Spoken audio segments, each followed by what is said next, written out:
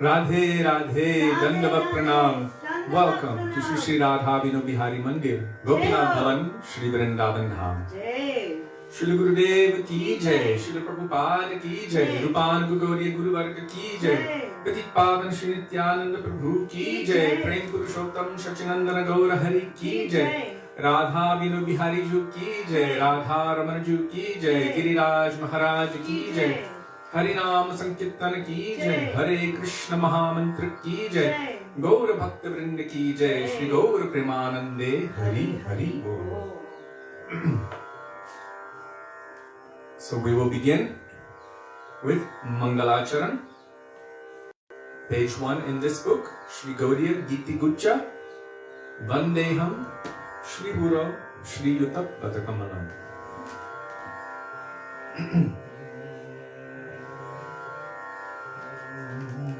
Dandavapranam.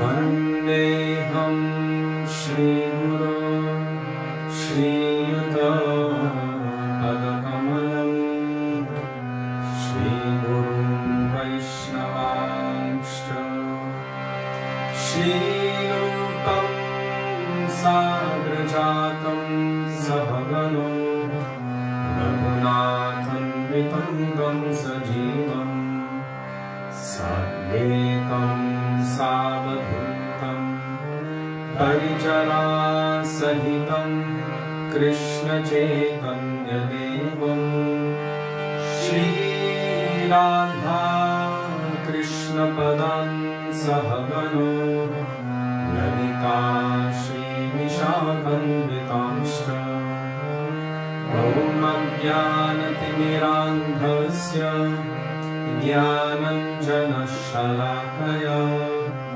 Chakshurunmilitam Yena Tasmai Shri Gurave Namaha Namo Vishnupadaya Radhikaya Priyatmane Shri Srimad Bhaktivedanta Narayanitti Namine Shri Krishna Leela Katane Sudaksham Audarya Madhurya Gunashcha Yuktam Varam Varinyam Purusham Mahantam Narayanam Tvam Shirashan Namami Tridandinam Bhakta Shiromanim Cha Shri Krishna Pada Jagataika Hridi Chaitanya Leela Amrita Sara Saram Narayanam Tvam Satata Prapadye Namah Vishnupadaya Krishna Preshthaya Bhutale Srimate Bhaktivedanta Swami Niti Namine Namaste Saraswati Deve Gauravani Pracharine Nirvishesha Shunyavadi Paschatya Deshatarine Namah Vishnupadaya Gaurapreshthaya Bhutale Shri Srimad Bhakti Pragya Keshava Nitti Namine Ati Bhartya Charitraya Swashritanam Shapaline Jiva Dukhe Sadartayo Shri Nama Premadayine Namo Vishnupadaya Krishna Preshthaya Bhutale Srimate Bhakti Siddhanta Saraswati Iti Namine Shri Varshabhani Devi दयिताय कृपाभये Krishna संबंध विज्ञान दयिने प्रभवे नमः माधुर्योज्ज्वल प्रेमाध्य श्रीरूपानुग भक्तिदा श्रीगौरकरुणाशक्ति विग्रहाय नमोस्तुते नमस्ते गौरवाणी श्रीमूर्तये दिनकारिणे रूपानुगं विरुद्धाप सिद्धान्तद्वन्द्वहारिणे नमो गौरकिशोराय साक्षान्मयिराज्ञमूर्तये विप्रलम्भारसम्बोधे पदं जायते नमः नमो भक्तिविनोदाय सच्चिदानन्दनामिने गौरशक्तिस्वरूपाय रूपानुगम्बराय ते गौराविर्भावभूमे स्वं निर्देष्टा सजनप्रिय वैष्णवः सर्वभौम श्री जगन्नाथाय ते नमः वञ्चाकल्पतरुभ्यश्च कृपा सिन्धुभ्य एव च पतितानां पावनेभ्यो वैष्णवेभ्यो नमो नमः नमो महावदन्याय कृष्ण प्रेम प्रदायते कृष्णाय कृष्ण चैतन्य नाम्ने गौरत्रिषे नमः हे कृष्ण करुणा सिन्धु दीनबन्धो जगत्पते गोपेश गोपिकान्त राधाकान्त नमोस्तुते तप्तकञ्चन गौराङ्गी राधे वृन्दावनेश्वरी वृषभानुसुते देवी प्रणमामि हरिप्रिये जयतां सुरतोपङ्ग मम मन्दं मतिर्गति मत्सर्वस्वपदं भोजो राधामनमोहन दिव्यवृन्दारण्यकल्पद्रुमद श्रीमद्रत्नागार सिंहासनस्थो श्री श्रीराधा श्रीरघुनन्ददेव प्रेष्ठानिभिः सेव्यमानं स्मरामि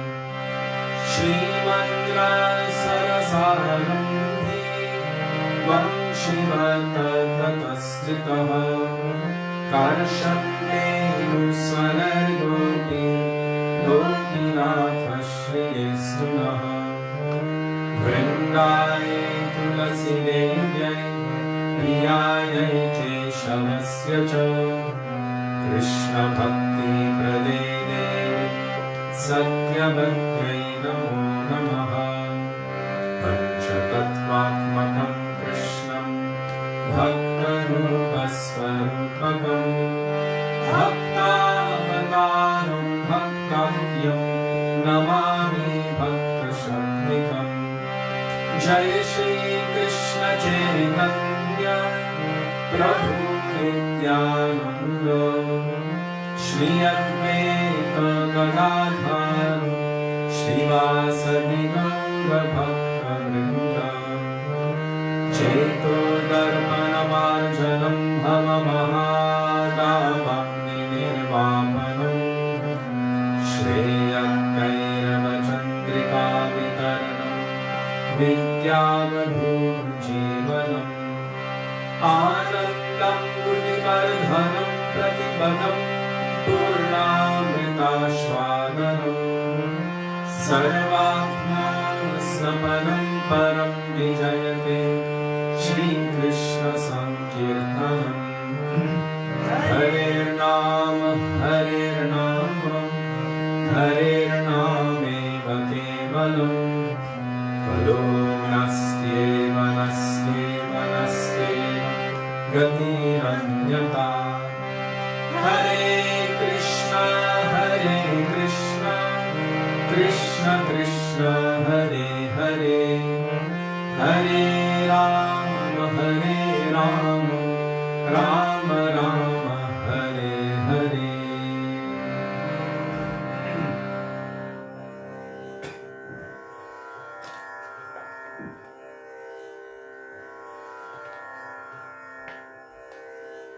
Shri Guru Charana Padma Kevala Bhakati Sadma Dandava Pranama Vaishnavas. What page? Dandavat Pranam, page 28. 28. And if you don't have a songbook, then you should refer to Jiva Pavana Prabhu. Is he there? Yes. Dandava Pranam Prabhu. So he very kindly and mercifully posts the bhajans in the comment section of the thread. So just scroll to his most recent post and you will find the bhajan along with the translation and very frequently beautiful commentaries from our acharyas. Yeah.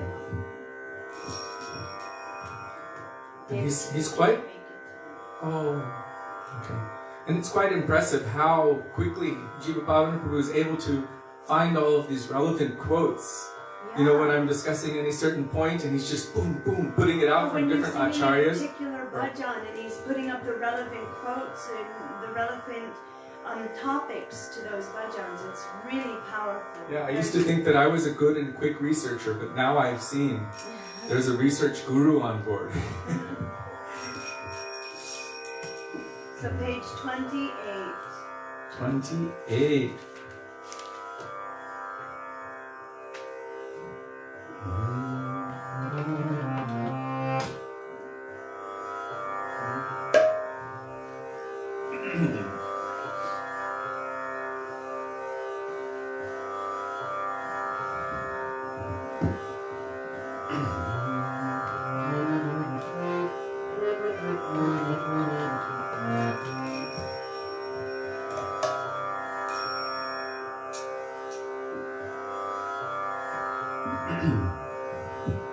Shri Guru Charana Padma Kevala Bhakati Sadma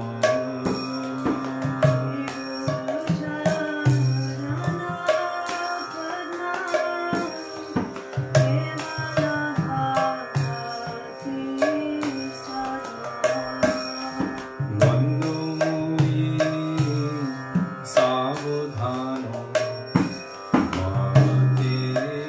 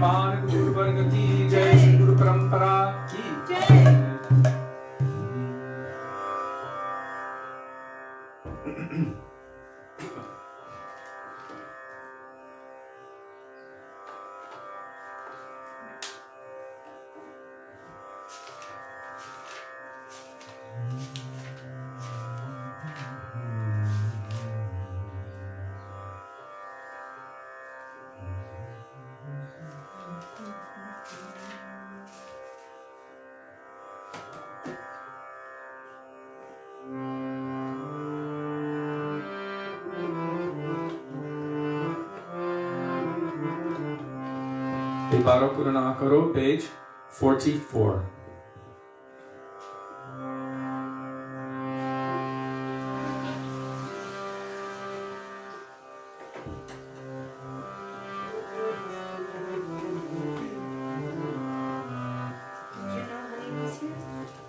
Which honey? Goswami. Oh, Radhe Radhe. You know she's coming? Mm-hmm. That's her favorite bhajan.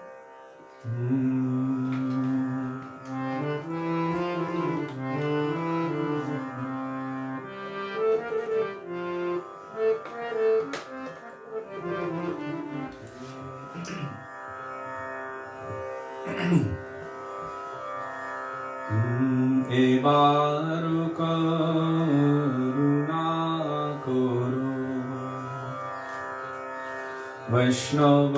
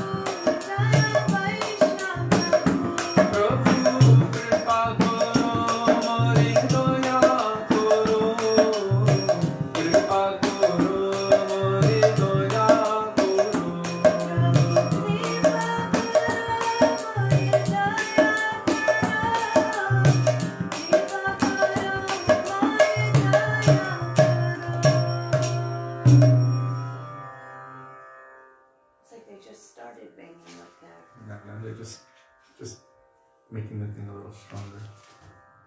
Not the roof, the shovel.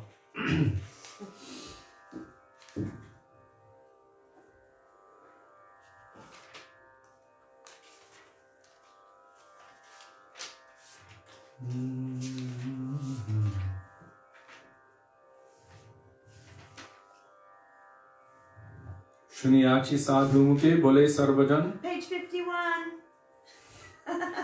Did you ever know that rhymed? Okay, buzz. Page 51.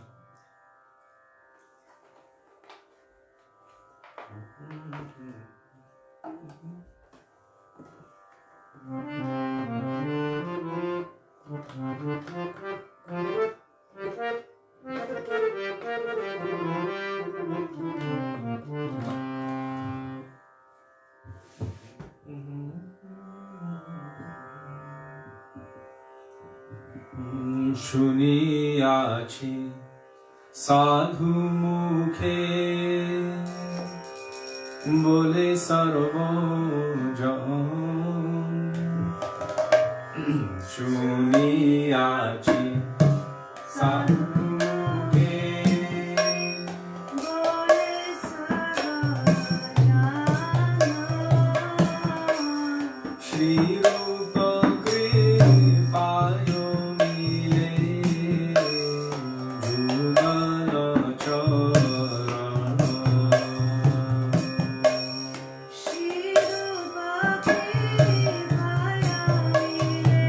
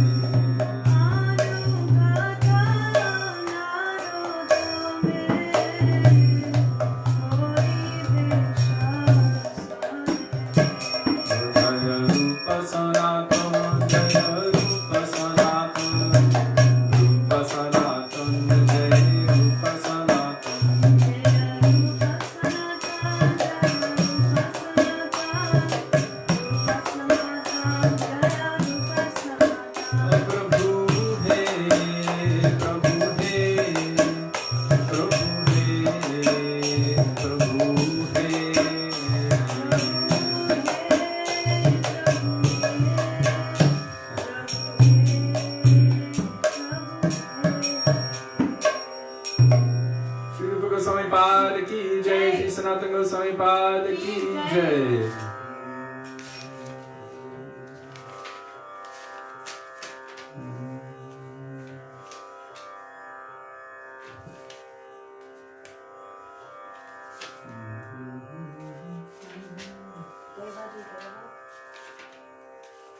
Devadi Deva Gaurachandra Goridasa Mandire.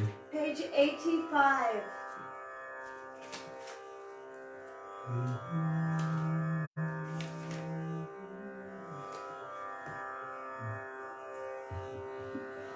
Shri Krishna Chaitanya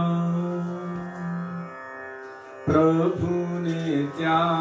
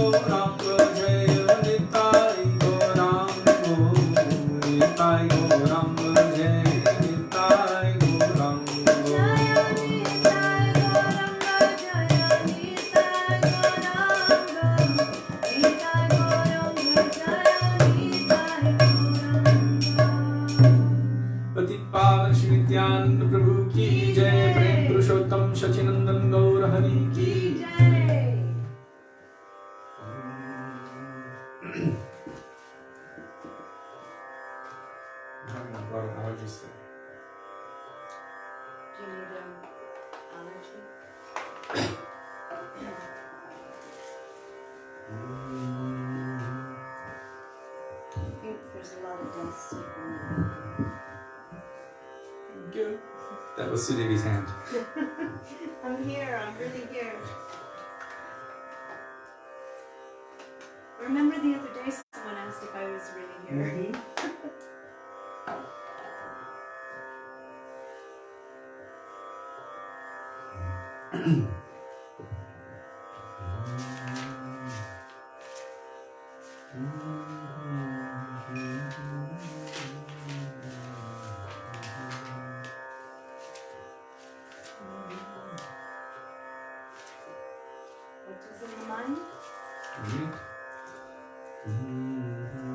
Prabhu hai emona durmati.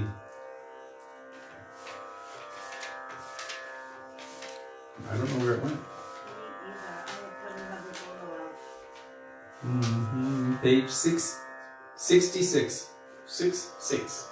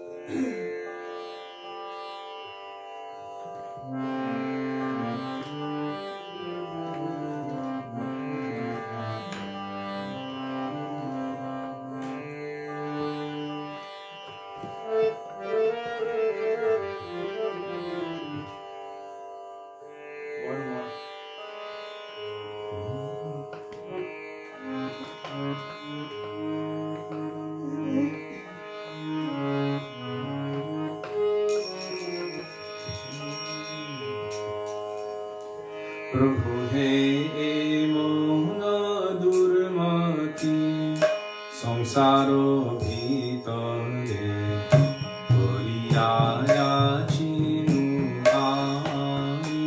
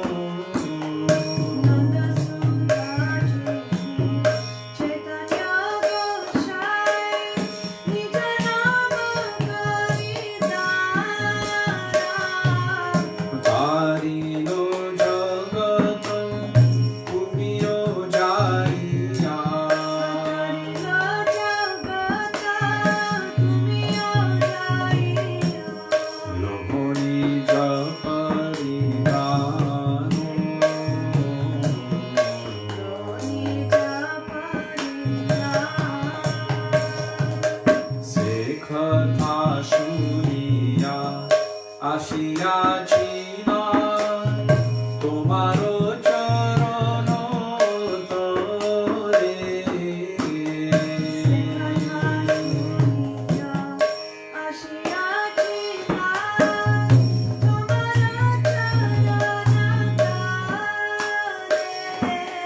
ভক্তি বিনোদন কাঁদিয়া কাঁদিয়া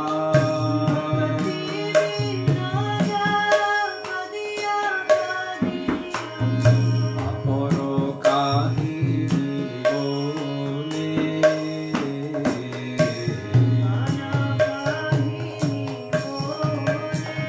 প্রভুরে হে মন দুর্মতি সংসার ভিতরে বলিয়াছিনু আমি প্রভুরে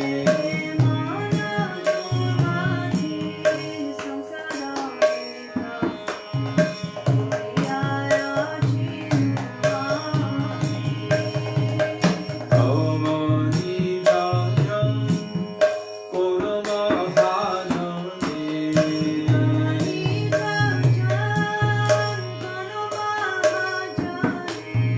মাথাইয়া দিলে তুমি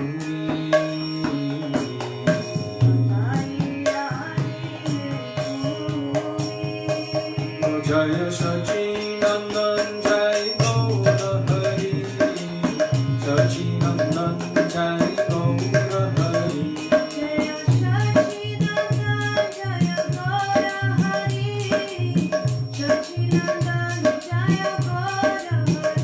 নিতাই হে গৌর হে নিতাই হে গৌর হে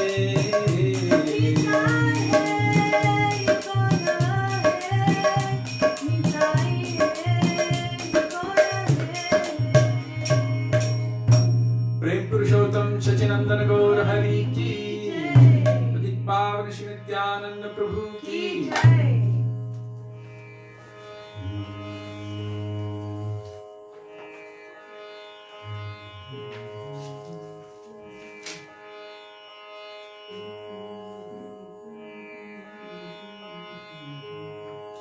Page 145 Hari He Doyal Amor Jai Radhanath.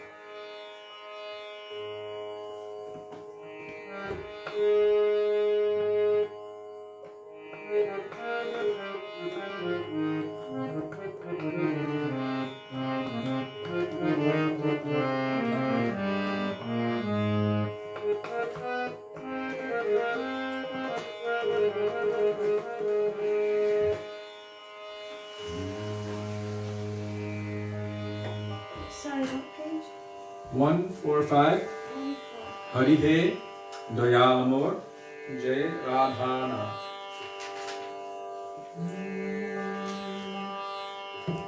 It's a beautiful bhajan. 145 Hari He Doyal Amor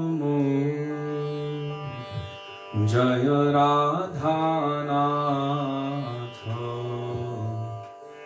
বার বার এবার লোহনি জসা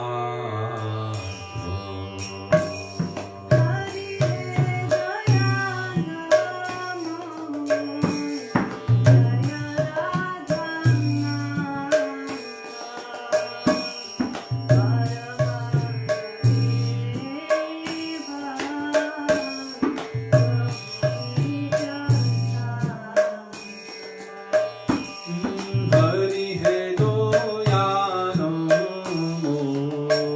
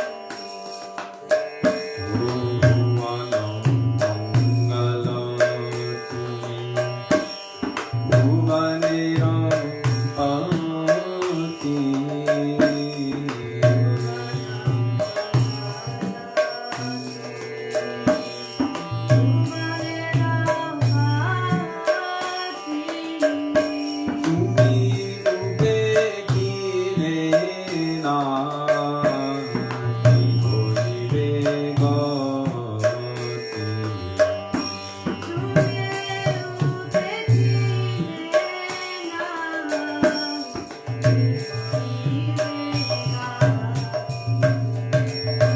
ভাবিয়া দেখিনু রে জগৎ মাঝারে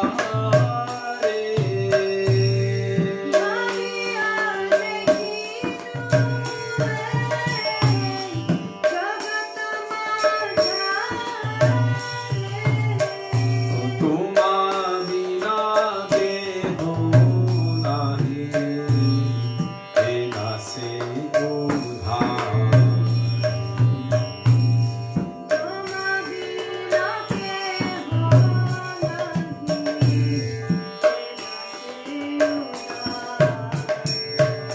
হরি হে দয়ালু জয় রাধা নাথ মারু মারু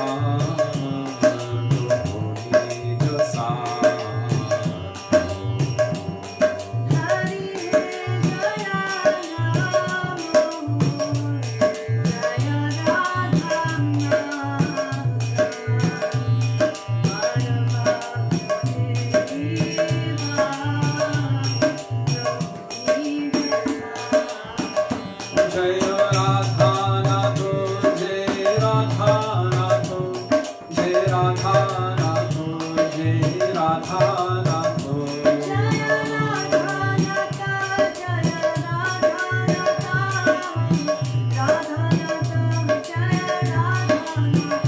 जय राधा रमण जय राधा रमण जय राधा रमण जय राधा रमण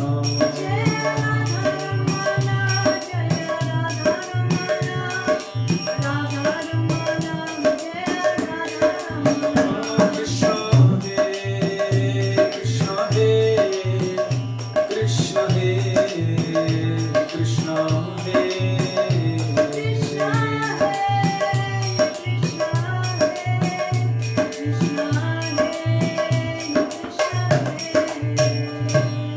श्री कृष्ण कन्हैया लाल की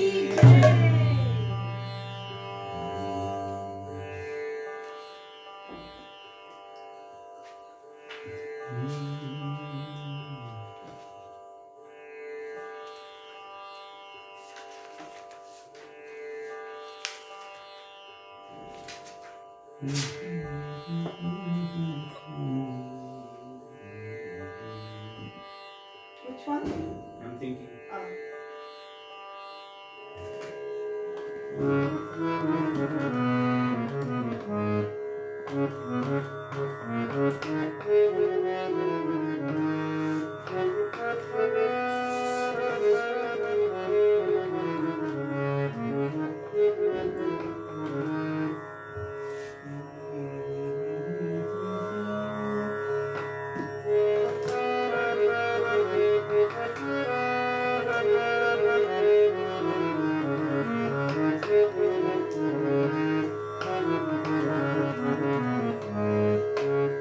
राधे जय जय माधव दैते 3, 4, 1.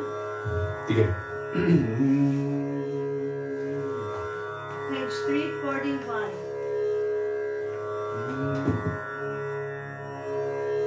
राधे जय जय माधव दैते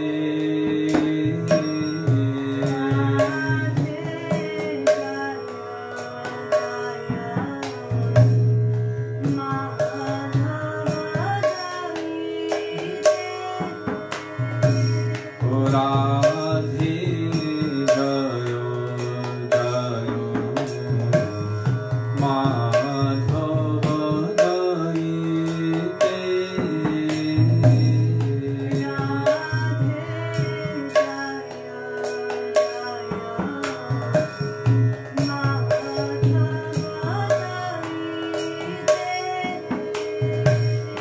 Gokul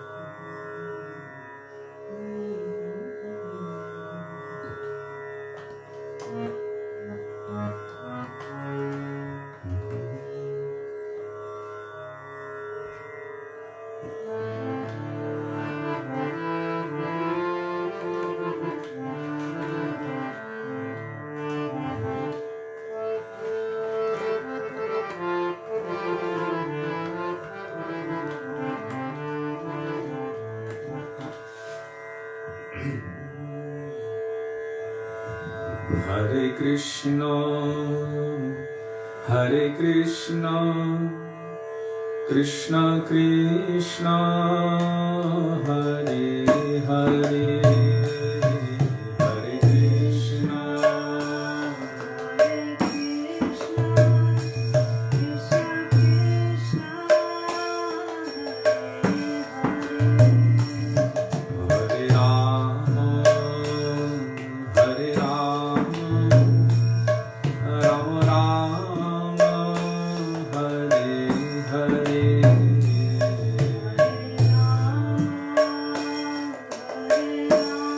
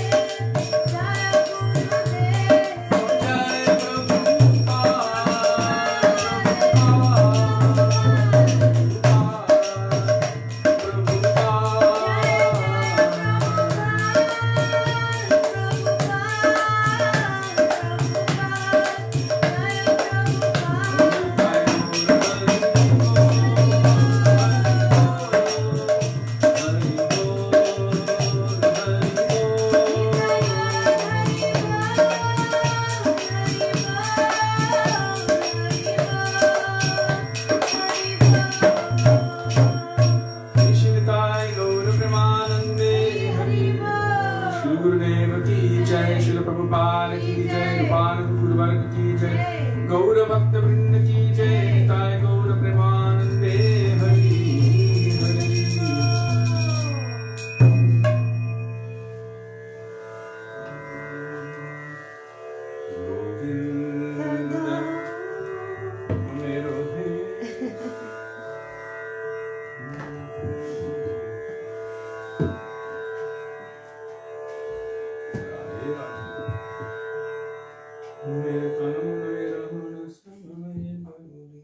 Hare Krishna.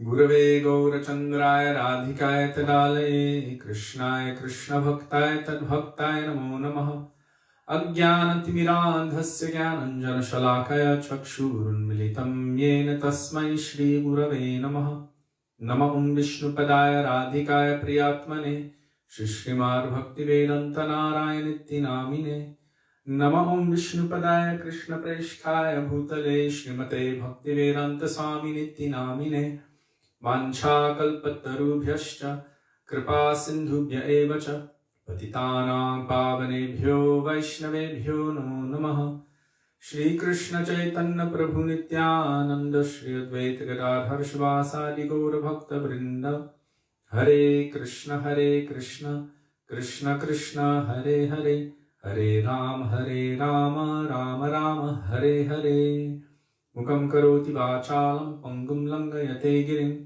Yat kripatamaham vande Shri Guru Dinatarinam. First of all, I offer my Dandava Pranam thousands of times in the dust of the lotus feet of our beloved Gurudev. Nitya Lila Pravishta Om Vishnupad Astottara Shri Srimad Srila Bhaktivedanta Narayan Goswami Maharaj. In the same thousands of Dandava Pranam in the dust of the lotus feet of Nitya Lila Pravishta Om Vishnupad Astottara Shri Srimad Srila Bhaktivedanta Swami Srila Prabhupada, and to all of our Rupanuga, Gauriya, Guru Varga, and to all Vaishnavas past, present, and future, including all of you who are present with us today, I offer my Dandava Pranam. Dandava Pranam, dear Vaishnavas, Radhe Radhe. Radhe Radhe.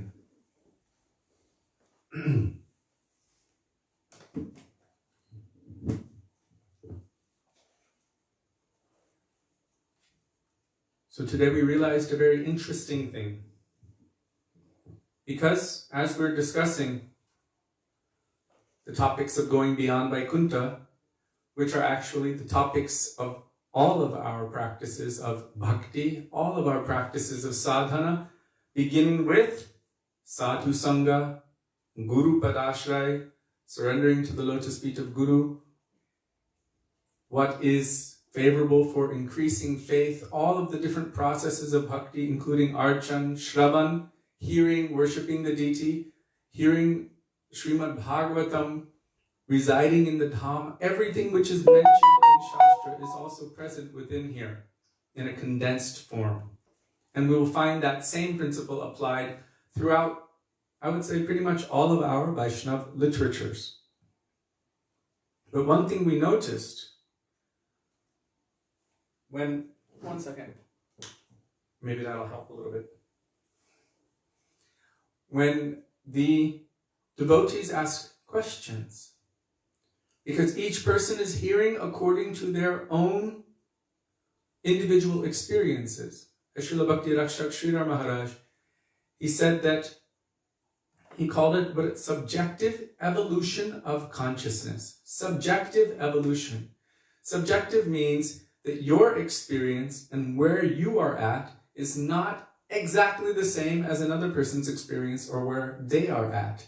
That is subjective. Each person is an individual, and each individual has their own particular, specific, loving relationship with Krishna. Even with our own Gurudev, we all felt, yes, he is our Gurudev, but yet my relationship with him is my relationship. It's not her or his relationship with him. This is the nature of relationships. So what we discovered is, as we are speaking, as we are reading and studying and discussing these very important, pertinent subject matters, each individual is listening and also responding internally according to their own particular subjective experiences in life, and their questions come accordingly. For one person, it might just not touch them. For another person, it might hit like a ton of bricks. It affects us each individually differently.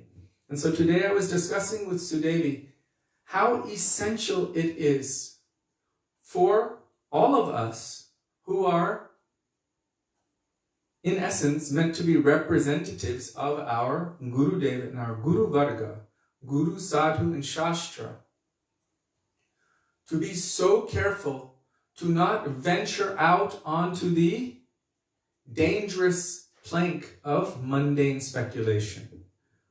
What do I mean by plank? You know, when they would march someone out on the boat, out on the plank, and then drop them off over the edge. It's so dangerous. So it is essential that we stick to tattva, siddhanta, shastra, the essence of scripture and what the Guru Varga have given us, so that we will have a foundation. If we start venturing off into, well, I think you should do this, or maybe you should do that, then we get into very dangerous territory.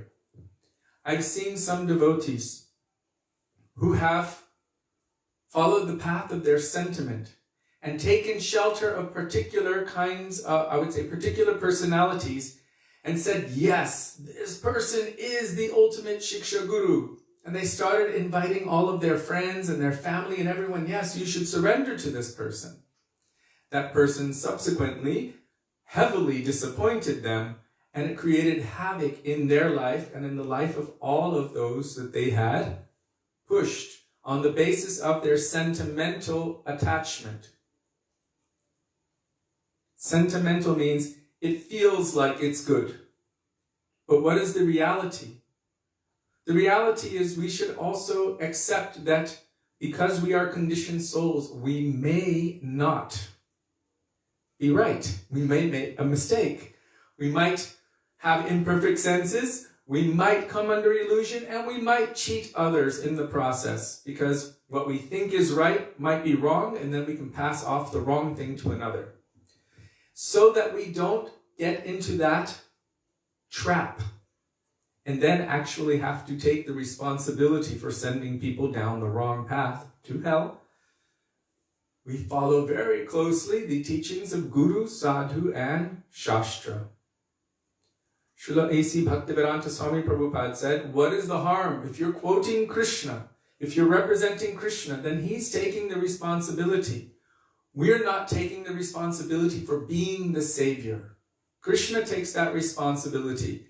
Then we must represent him as it is. If we want to be, in a way not responsible for someone else's downfall. And it's so easy to be responsible for someone else's downfall. How is that? You can say we're not, but still, if we end up pointing someone in the wrong direction, away from bhakti, away from Guru, away from Vaisnava, away from Shastra, and into the land of mental or sentimental concoction, then we are doing the greatest injustice to them. Oh yeah, they said it was a good idea.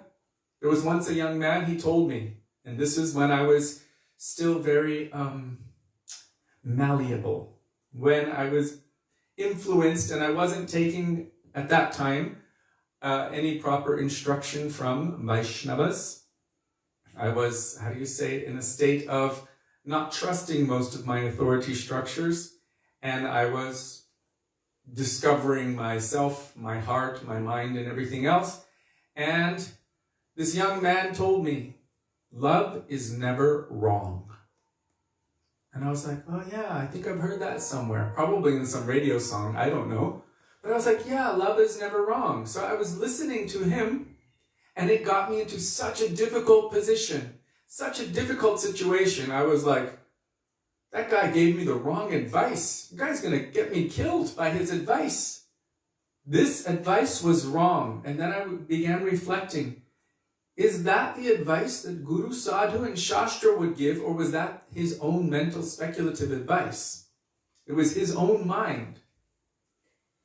This is just bringing up a mood in me to ask this question so that you can add it to your beginning of your class, because we are talking about us being fallible, cheating others with our inspiration. But isn't also the onus on the Guru to behave properly according to Shastra?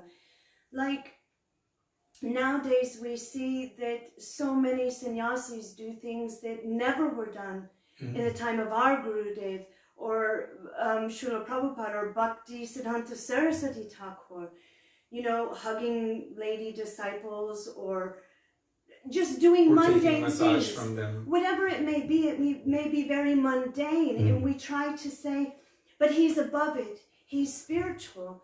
So also, along with seeing things through Shastra and maybe giving a little bit of avadut status, shouldn't the Guru also be in line, not just the disciple, not just Shastra, but the Guru also? I wanted to make it more, well, not more, but if you could round this. Increase the roundedness of this subject. Because I think that's an important aspect. Okay. We give so much room to our superiors because we think, oh, they have taste in Harinam. They're experiencing all kinds of bliss. They don't have attraction to the world. But yet they're not acting in a way that is maybe what a sannyasi or a guru should be, but in our minds we think it must be okay. So where do we draw the line, and how do we know? Because I think it goes both ways. We need to follow Shastra and hold Guru accountable to that as well. Right. So this is a deep and interesting subject, because in one sense, we can say that it's all due to us. And I have attracted a certain thing into my life due to my own karma and due to my own insincerity. So we can blame everything on ourselves from one perspective. That doesn't necessarily mean that we should completely neglect the fact that the person that we are taking instruction from, or our guru or our shiksha, our teachers, are completely exempt from following the rules and regulations that we are bound to follow. I mean, they should be doing it more so. The idea of that is absolutely ludicrous and backwards. Krishna says whatever they do, the common men will follow. Yad yad acharati shreshthas. Whatever the persons in big positions of responsibility do, the common people will follow. So we can look at ourselves and think, am I in a position of big responsibility, or am I just a common person?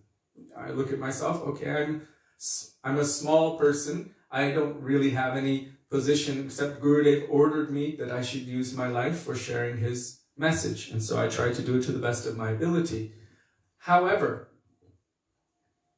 there must be, within our authority structure, the best adherence to the teachings and the instructions of Chaitanya Mahaprabhu, the best adherence to the rules and regulations of Shastra, the best adherence to all of the processes of bhakti, not only externally but internally. Krishna says that you should see how they eat, how they sleep, how they act, how they behave in this situation and in that situation. How do they walk? How do they talk? What is that nature? And if you see that 80% is Krishna and 20% is everything else, then you can go, wait a second, whoa, whoa, whoa. How is that person who's still at least 20% bound in Maya going to deliver me to Krishna? Because only someone who is 100% surrendered to Krishna can be said to have prema. So what is the activity of such a person? There's also responsibility there, but we cannot, as, I'm going to just say that, use this word, little people, be foolish either, because most of the false teachers in all of history, there's millions more false teachers in all of history than there are real teachers. It's actually very difficult when someone doesn't follow rules and regulations as acharya. This is why there are personalities like Vangshidas Babaji Maharaj, who even Srila Bhaktivedanta Saraswati Thakur wouldn't let his disciples go to, because he was avadut, but he wasn't acharya. He wasn't a preacher. Teaching by his own example. Yes. And that needs to be also looked at, that when they go, or like our Srila Prabhupada, when he went to the West, he, as a sannyasi, had to put a sari on Shamarani Didi. But this was absolute seva, and he did it once, taught her how to do it, and it was finished. So I think there needs to be some understanding. These days, we find that those who are in positions of authority, even as sannyasis and gurus, might be taking private time association with their lady disciples. For example, at night receiving massage and things like that, posing, taking photos, in public like that. And these are, let's just say, this is how we should assess a situation. Would Chaitanya Mahaprabhu accept this, or would he reject it? Is it okay? And then you see also, okay, so someone is breaking what would be pleasing to Mahaprabhu. They're actually behaving in a way that's displeasing. In what other ways would they be displeasing? Oh, they're also changing the teachings of my Gurudev? They're taking the basic conceptions and twisting it, changing it. Okay, there's something which is not favorable for my progress in bhakti. Some people say, oh, you just shouldn't see any of that and just let it go. Well, what about Rai Ramananda, they say. Rai Ramananda. Ramananda Rai, he was teaching dance to the Devi Dasis, who would dance for Lord Jagannath. And he would also have to massage their legs and take care of them when they were dancing all day. And he was looking after these young ladies. So people would say about Rai Ramananda did it. What about Nityananda Prabhu? He also wasn't in a sannyasa. Sri Chaitanya Mahaprabhu said, only Rai Ramananda can do this, no one else. Besides, he wasn't a sannyasi. Besides, he wasn't a sannyasi, and he wasn't acting in the role of guru as well. So if we make so many excuses and concessions for those who should be representing that pure thing, then how are we ever going to follow the pure thing? We've just basically chopped off or cut the branch that we are on by allowing concessions for our ideal. Our ideal is disappointing the path of bhakti and disappointing Mahaprabhu and disappointing our Guru Varga, and I'm making excuses for it. Then how will I be able to follow pure bhakti? So there is a great responsibility on the part of those persons who are in the position of leaders to behave properly. But at a certain point, as we're growing up, there's a massive responsibility on us to learn what is the qualification of a person who can be in the role of guru, who can be in the role of teacher and sannyasi. And that's why so much Guru Tattva has been given. If we don't see any difference, we will fall for anything.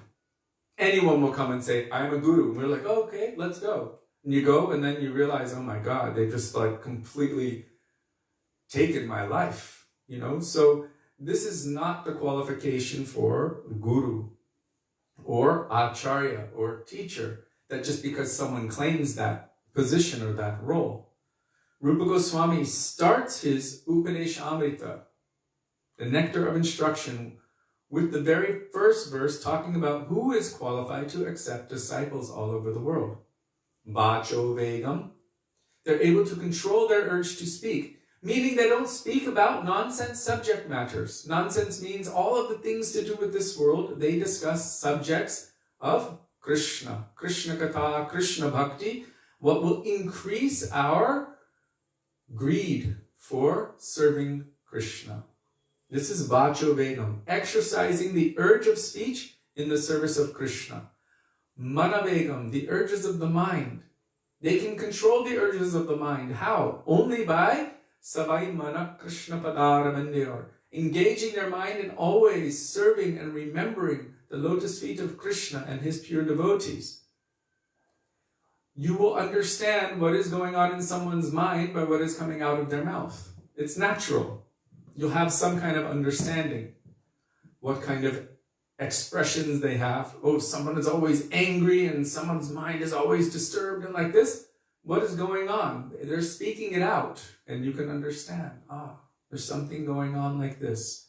You can see when it's sweet, you can see when it's angry, you can see when it's jealous, when it's envious, when it's hateful. You can experience that. So, Vacho Vegam, using the voice, the words, the mouth to remind others and ourselves of the mercy of Guru, Gauranga, Radha and Krishna. Vaishnavas.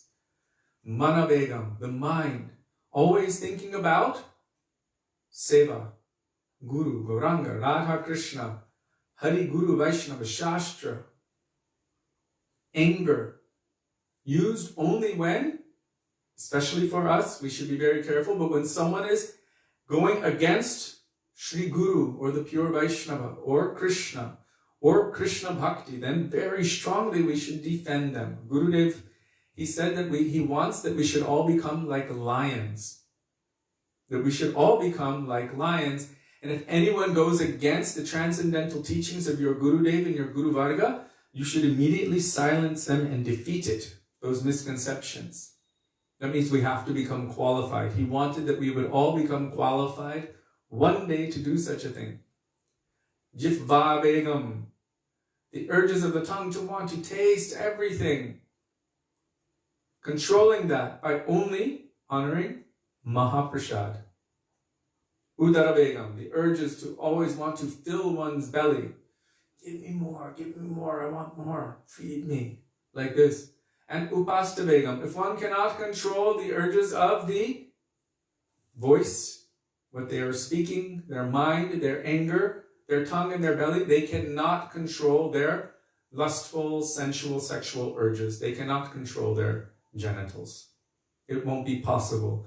Only someone who is able to control all of these, Rupa Goswami says, is qualified to make disciples all over the world. Etan vegan yo vishaheta dhira sarvam apimam pritibim sasishyat. Pritibim means in this world, sasishyat. Who is able to instruct the world? Who can control all of these urges? Who's able to actually control them?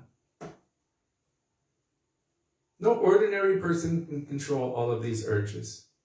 Only someone who is truly experiencing the higher taste.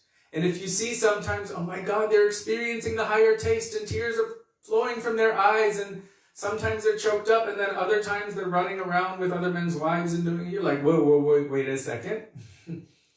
Wait a second. This is not a symptom of higher taste. If they are claiming that they're having higher taste and subsequently running toward the stool of this material world, then their claim of higher taste was only utsaha mayi, false enthusiasm. If one is truly experiencing the higher taste, then even when the remembrance or the thought of any of that comes into them, they will spit at that, and their lips will curl with distaste. Said Sri Yamuna Acharya, after having tasted the nectar of Krishna Bhakti Ras, even if the thought enters my mind, immediately my lips curl with distaste and I spit at the thought. Why? Because compared to that higher taste of loving service to Krishna, all of that other stuff is distasteful. As distasteful as stool, the sewage of this material world. When you're tasting nectar at every step, Purna Amrita Ashvadanam. What is it? Padam Param. Mahaprabhu is saying, Cheto Dat Paramajanam Bhava Mahadavagni Nirvapanam Shreyakairava Chandrika Vitaranam Vidyavadujivanam Anandam Budibadhanam Pratipadam. Step after step, Purna, complete, Amrita, nectar, Ashwadanam, tasting. Who is tasting nectar, complete nectar at every step? Why would they want to go and eat the stool of this material world? So the proof is that they will have no attraction for this material world whatsoever. So that means at least ruchi, huh? Minimum ruchi. Ruchi means taste. Yeah. If one is experiencing real taste, Gurudev said ruchi is like, he said it's one thing, it's not two things. Ruchi means taste, so we're either going to express it toward the mundane or we're going to express it toward the spiritual, but we cannot do that simultaneously. He said a sword sheath case can only fit one sword, not two. So you can't put your material and your spiritual in one case at the same time. It doesn't work like that. You're either feeding the one or the other. But real taste, real ruchi, pure taste for Krishna Bhakti Ras would automatically deny the taste for material sense enjoyment. You can't have both and be in the position of guru and sannyasi. And no one can tell us that Rai Ramananda was enjoying this thing either. What is he doing? He's only serving this way to engage them in the service of Krishna. And Mahaprabhu said only he can do that. And even he was not in the role of sannyasi. What does Mahaprabhu teach with himself? He heard something. Gita Govinda. The most wonderful sound. And who is Mahaprabhu? He's Krishna. But he's in the bhav, the mood of Srimati Radhika. So hearing Gita Govinda, the glories of Krishna, Radha and Krishna's pastimes being sung, Mahaprabhu in that mood of Radhika began running to embrace the source of that kirtan. Running to embrace the source of that kirtan.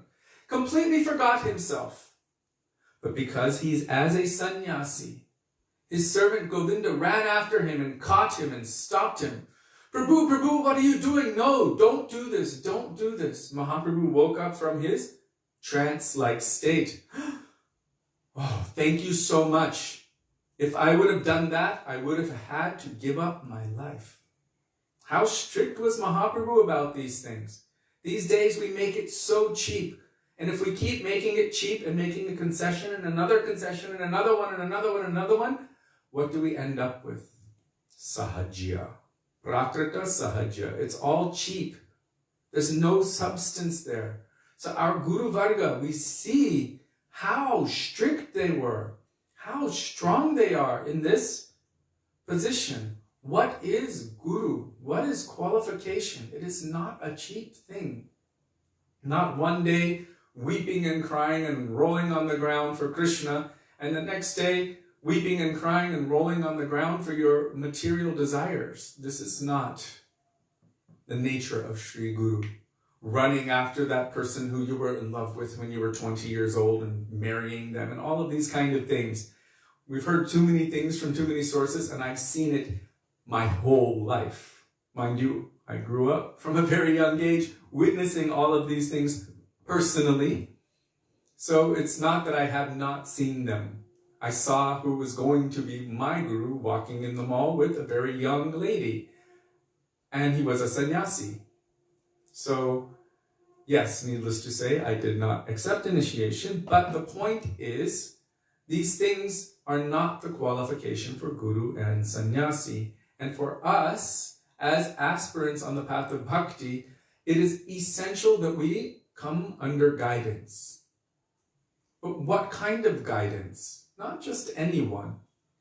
We should take the guidance of those who will actually bring us out of this burning, blazing well of material existence, which means they are not bound inside. Only those who are truly liberated can free those who are bound.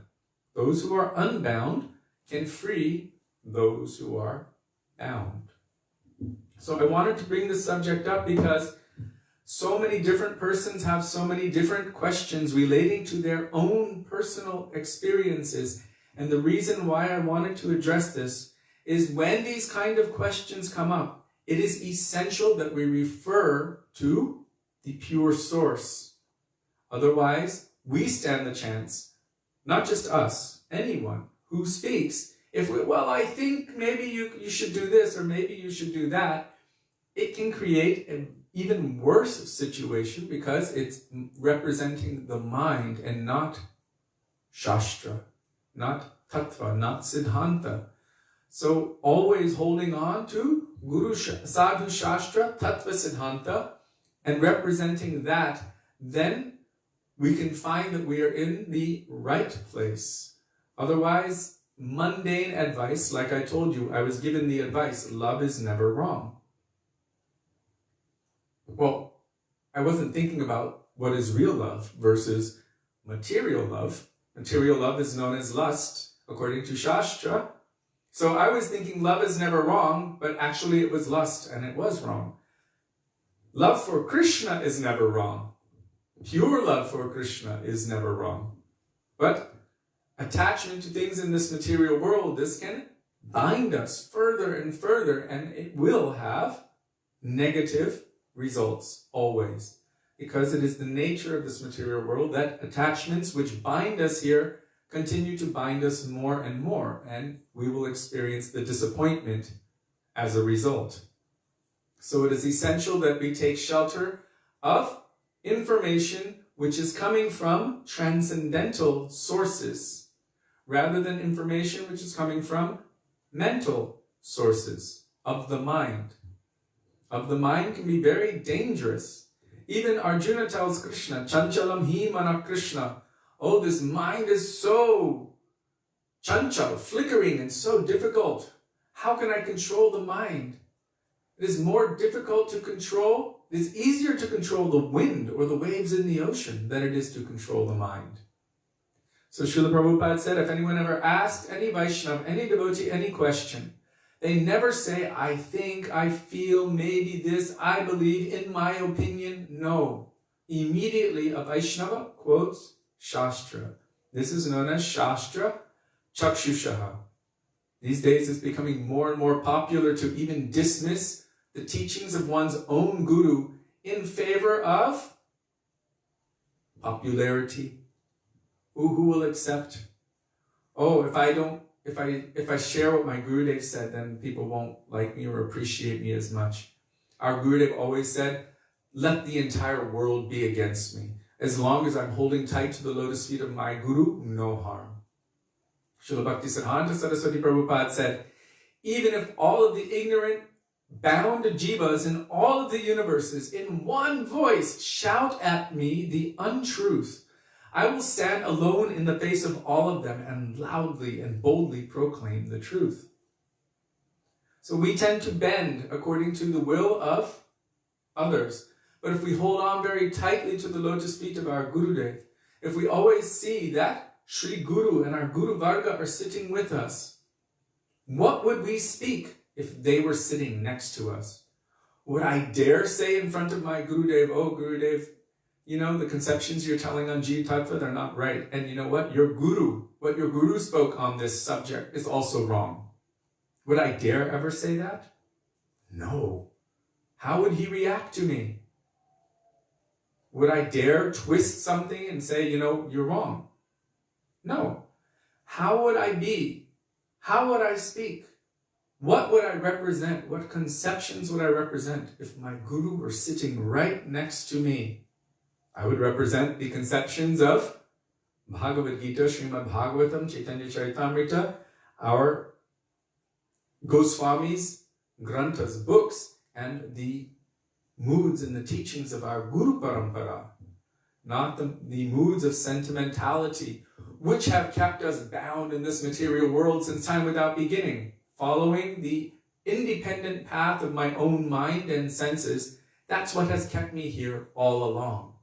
And I have been experiencing samsara, this repetition of birth, disease, old age, and death again and again with all kinds of suffering in there because of this independent, unloyal, separatist nature of wanting to be the Lord or wanting to be something. And that's why I'm bound here. How do I become unbound from this material world? There's no possibility by my own mind, by my own senses, by my own feelings, to unbind myself of this material world. Only by taking shelter of Guru and Sadhu, who are the embodiments of Shastra. The system of checks and balances, Guru, Sadhu, Shastra, holding on tight to their lotus feet. What? Sorry, I was saying the triumvirate. The triumvirate. Holding on tightly to their lotus feet, to their instructions. And some people will say, oh, that's mindless, it's brainwashed, it's this or that or anything else. There is a process. Someone knows about something beyond this realm, and I don't know about that. But they're saying there's a way out, and we have been there. So there has to be some trust. Okay? I also understand and accept that I have been bound for Googles and Googles of lifetimes in this repetition, this unbroken repetition of birth and disease and old age and death. And now it's time. Krishna's calling me for seva. It means it's time for me to make a change. Out of this sangsar and into his sangsar. Krishna sangsar. Krishnera sangsara koro. Chari anachar. Jive idoya Krishnanam sarvadharmasar. It's time for me to move out of Maya sangsar and into Krishna sangsar. Because Krishna is calling me for seva now. How do I do that? Not by following the path of my own mind and senses. By following the path which Krishna has given. By following the path that our Shastras have given. Tad vidhi pranipatena pariprashnena sevaya. If you want to know the truth, if you want to experience that truth, if you want to awaken your relationship with that truth, Brajendanandan, Shyamasundar, Sri Krishna in Vrindavan, if you want that, if you want to know who you are, if you want to be awake on the level or the platform of the eternal, pure, transcendental soul, and not just in all of these very temporary material experiences which are actually not really real. If you want reality and truth, then you follow this path and you will get that. But it must be qualified. It must be qualified. So Gurudev told one devotee, they were like, well, in my understanding, and Gurudev said, don't take your own understanding. You should take the understanding of your Gurudev, your Guru Varga, your Guru Parampara. This is our process. Accept that understanding, their understanding of Shastra, their understanding of Krishna consciousness. If we follow that path, and also make that endeavor to follow the instructions of Gurudev, so that we don't become confused. We were on a parikrama bus a couple of years ago, and one of the devotees who came with us was in the back of the bus trying to preach to everyone on the bus. We were in the front doing kirtan, and they were trying to preach to everyone against the conceptions of our Gurudev, Prabhupada, Param Gurudev, and our Guru Varga, and trying to convince everyone. And I received a report afterward. I was like, wow, they're trying to convince people against the teachings of our Gurudev and Guru Varga in the name of being a follower of our Gurudev. So as hopeful, aspiring disciples of such a great personality as Srila Bhaktivedanta Narayan Goswami Maharaj, as Srila Bhaktivedanta Swami Srila Prabhupada, Srila Govinda Maharaj, Bhaktivedanta Maharaj, Bhakti Rakshak Srila Maharaj, Bhakti Pramod Puri Goswami Maharaj, and all of our pure transcendental Guru Varga. we should somehow try to become a little bit, I'm saying a little bit, versed in their moods, in their teachings, and in their conceptions. Enough so that when anything comes to go against it, or twist it, or change it, that we have a very strong conviction that I will not deviate from the teachings of my Gurudev, even if I lose all popularity, even if everyone hates me, but I will not do it for society, friendship, and love of this world. I will hold on tightly to the lotus feet of my Gurudev. Srila Bhaktisiddhanta Saraswati Prabhupada, he tells what kind of Guru Nishta a disciple should have. Sudevi, can you please tell it? What exactly? If I have to become proud. You just told it the other time. Yeah, but Sudevi tells it so much better than I do. She knows the whole thing by heart. No. Yes. No. Yes. So Srila Bhaktisiddhanta Saraswati Thakur was asked, what is, faith in Guru? I actually have it written down somewhere. I wish I could read it because it's so much better from Bhaktisiddhanta Saraswati Thakur. But he said something to the effect of, I will not listen to anything anyone says other than my Gurudev, because I know that my Gurudev has been sent by Krishna. He says that Guru is Sevak Bhagavan, and I will honor and serve him in that way.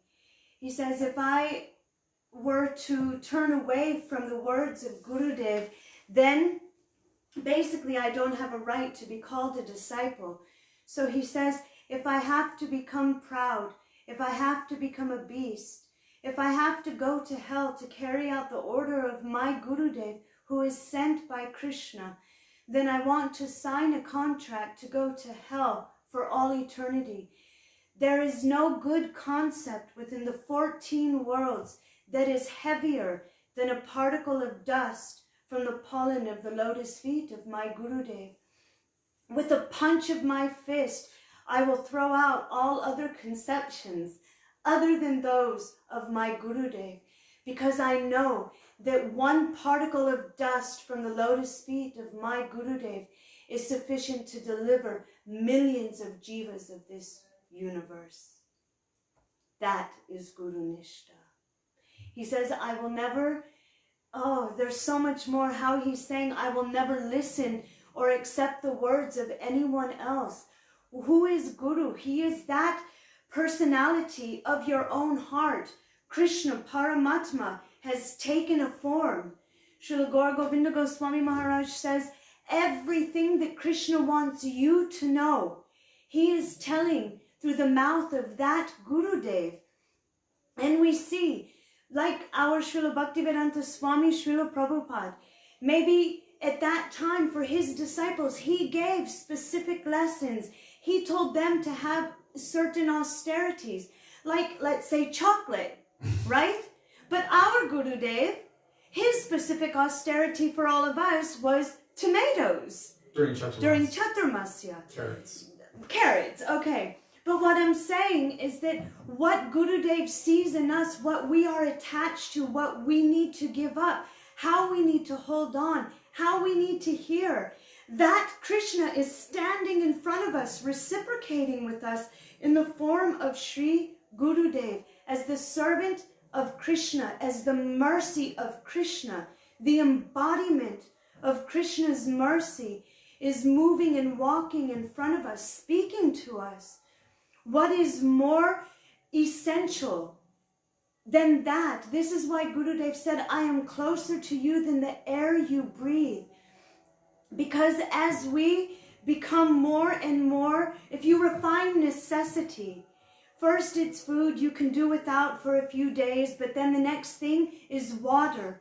Water you can't do without for a few days, isn't it? After a few days, you give up your life.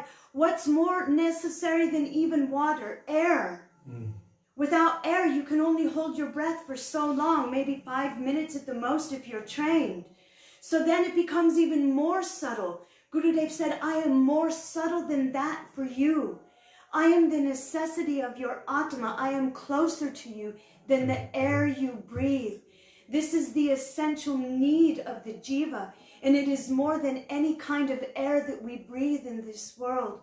That is how near and dear and close Gurudev is, and that is how we should serve his Vani, that it is closer to us than the air we breathe, that it is more vital to us than any other kind of injunction to follow what Guru Krishna has given me, has shown to me, how he has given me the path of bhakti, relationship with our Guru Varg.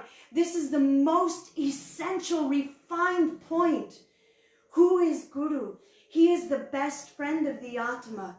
He is Param Atma, stepping out, showing us, I have heard your calling, and now I am here, and I am taking your hand, but you have to hold on. Don't let go. And what is letting go? Not following his moods, his conceptions, his instructions. It means I'm letting go and I'm following the opinions of others.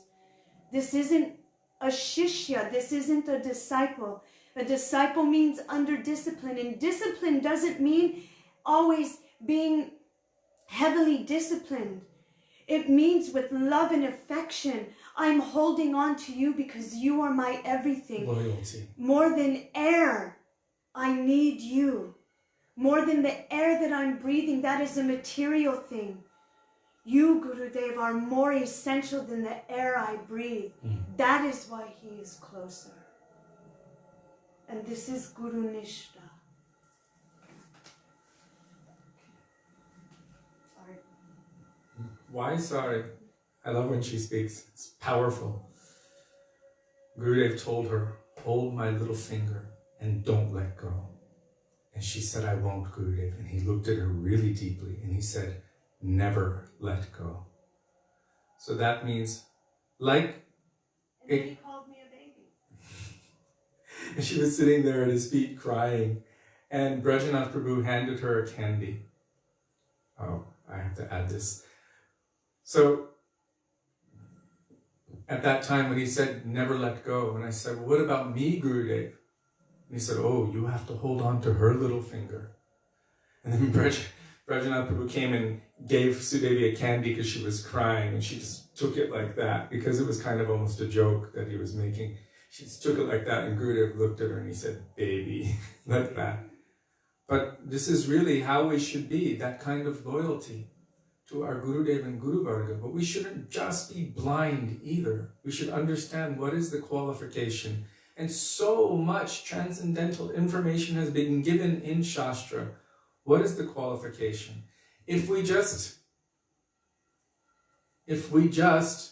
listen to a class every once in a while, or read a quote on Facebook every once in a while, and then just do our own thing, then we won't understand.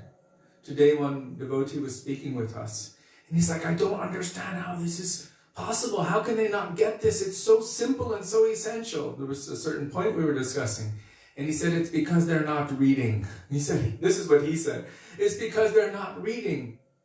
He said, even, it's such a simple thing. So if we don't take responsibility ourselves, and our Gurudev and other acharyas have called it responsible seva.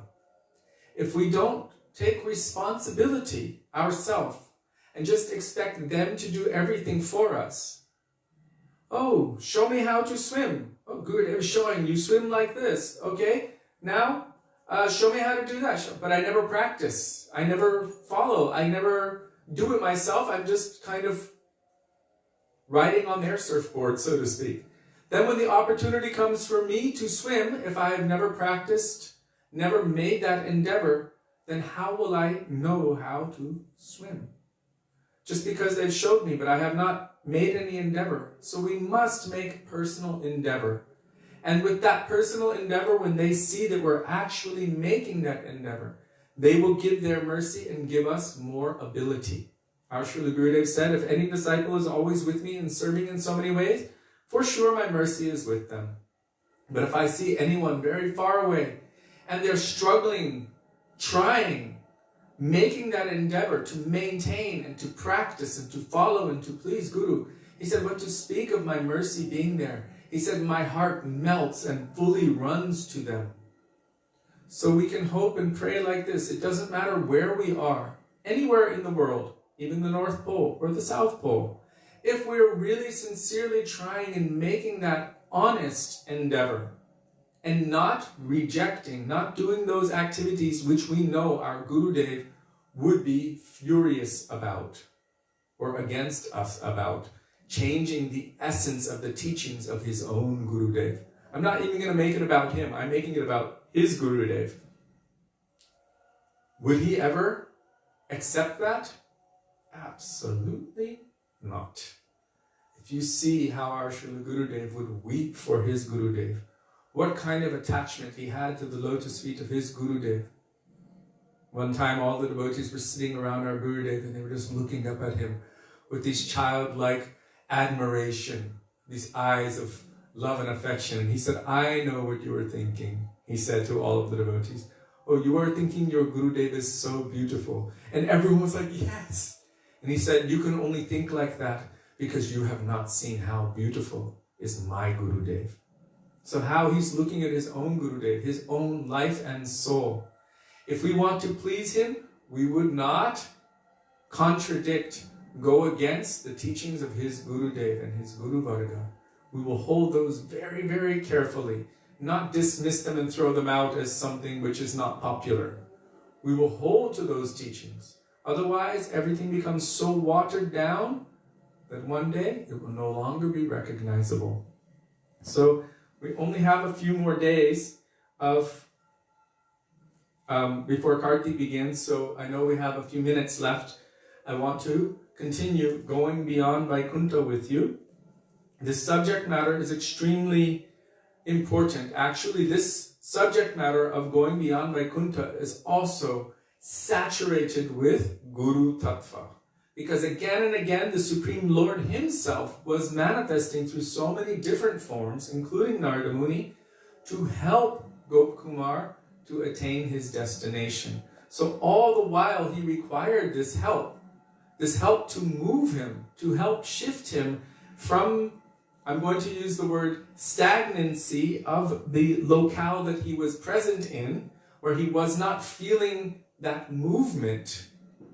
He needed movement, and the movement comes by the inspiration of Krishna, who manifests in the form of his condensed mercy, that is, spiritual master. When we use the term spiritual master, this doesn't just mean any ordinary devotee.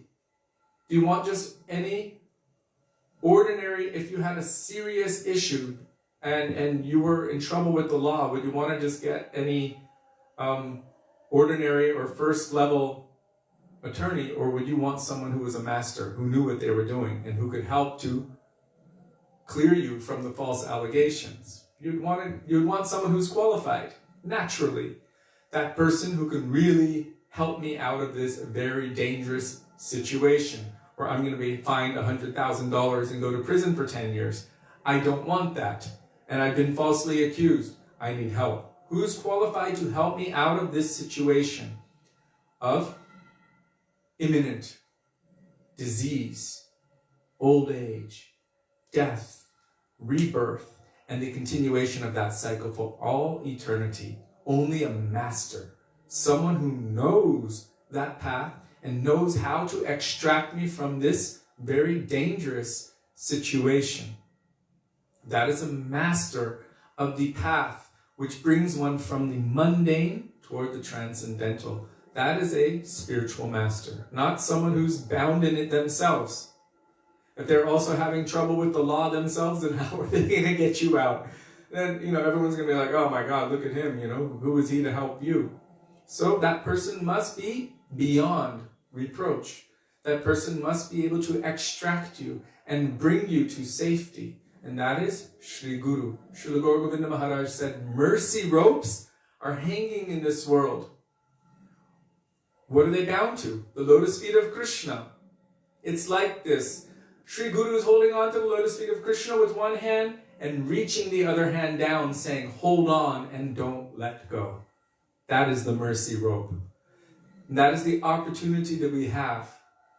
Gurudev is holding his hand out. Prabhupada is holding his hand out. Srila Gurudev Maharaj, all of our Guru Varga, holding their hand out, saying, hold on, don't let go. I will pull you out of that pit of fire. And I will bring you to, what is it?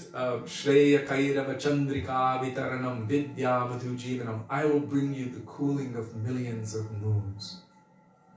As we say, Jaya Jaya Gora Chande, Arati Kishova, Janavi Tattavane Jagamana Loba. Dakine Nitai Chan, Bhame Garadhar, Nikate Advaita Shrini Vasachat. Bahu Koti Chandrajini, Badana Ujvala. He is brilliant, but also cooling, like how? Bahu Koti Chandrajini, like millions of moons. If one is experiencing this blazing forest fire, the first thing they require is to be cooled off, for that fire to be extinguished, and then that coolingness. So this is the mercy of Sri Guru, bringing us into the service of Sri Harinam Prabhu, which is non-different from Sri Radha and Krishna. Oh my God. How do we reconcile the statements of our Guru Varga that seem to contradict the topmost qualification of Guru?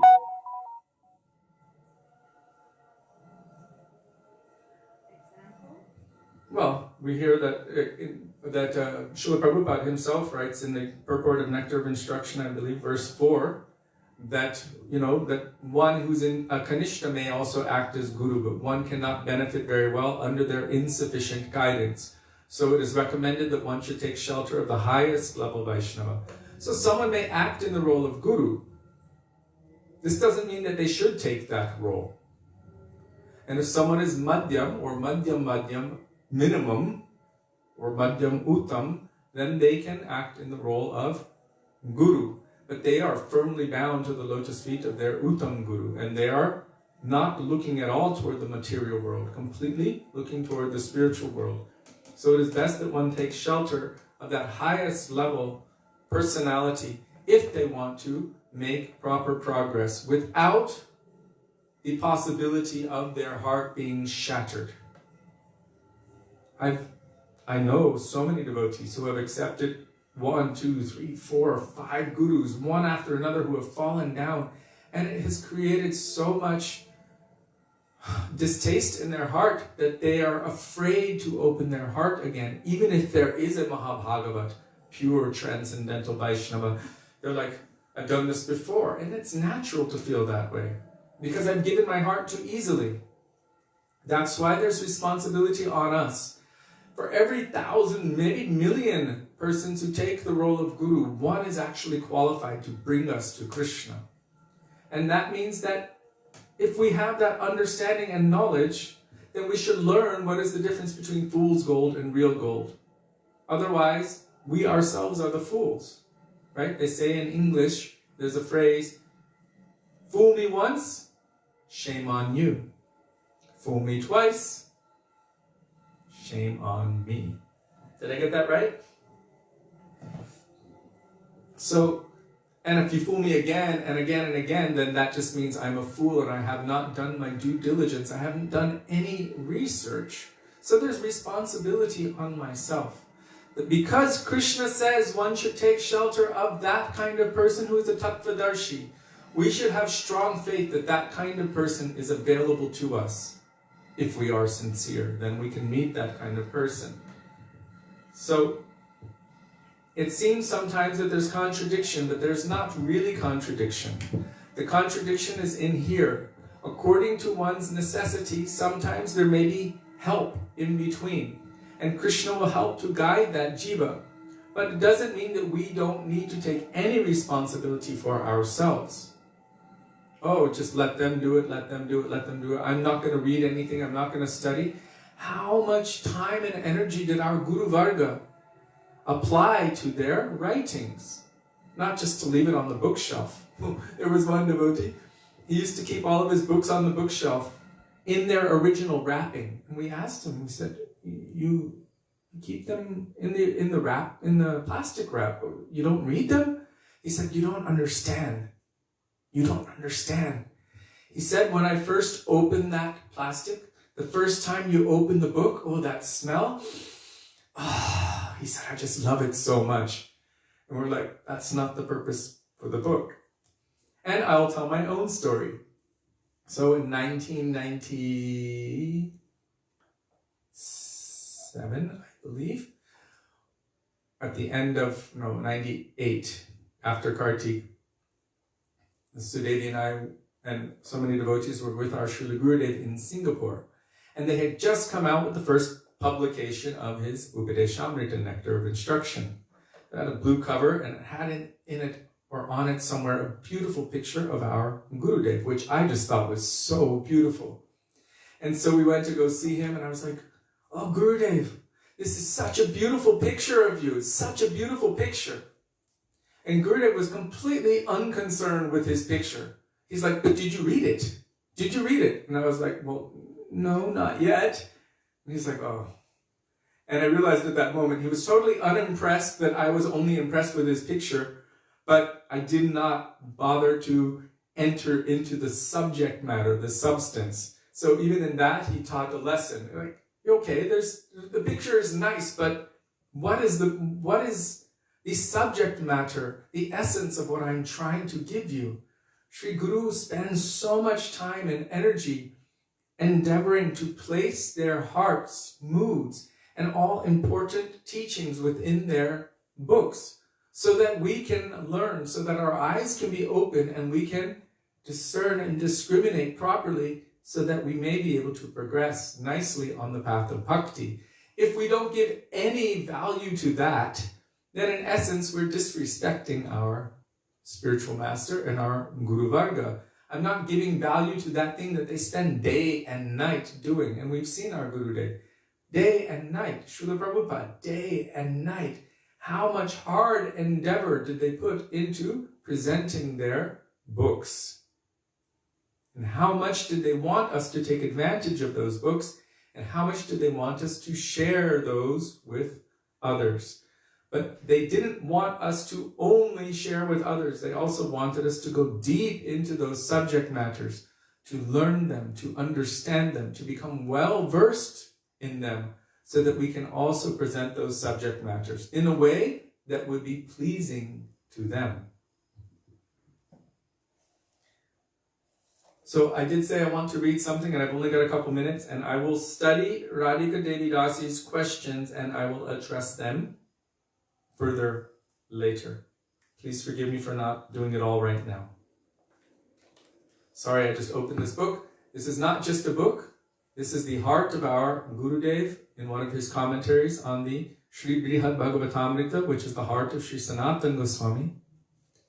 And it is full of so many transcendental jewels. So it is a treasure house of beautiful transcendental gems. Before entering into this beautiful treasure, we will pray in the lotus feet of our Gurudev and of Sri Sanatan Goswamipada in the words of Raghunath Das Goswami. Vairag Juga Bhakti Rasam Prayatnai Apayana Mamanu Bipshamandam Kripambudirgyapana Dukuduki Sanatanasvam Prabhum Ashrayami. Begging in the dust of their lotus feet that may even a particle of their moods, which are present within these pages, manifest itself within our hearts. So our Srila Gurudev is speaking about prema. Yesterday he was talking about the mood of separation, transcendental separation. Although it is more painful than millions and millions of the most painful things that we could ever imagine in this world, the heart's pain, still, because of its transcendental nature, it is also simultaneously more blissful than the millions of times more blissful than the most blissful experiences that one could have in this world.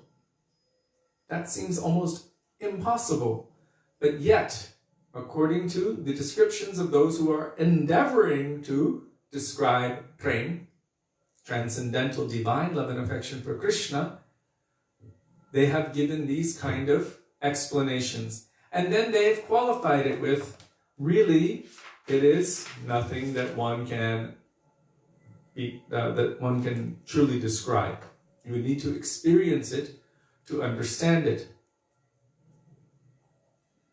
So,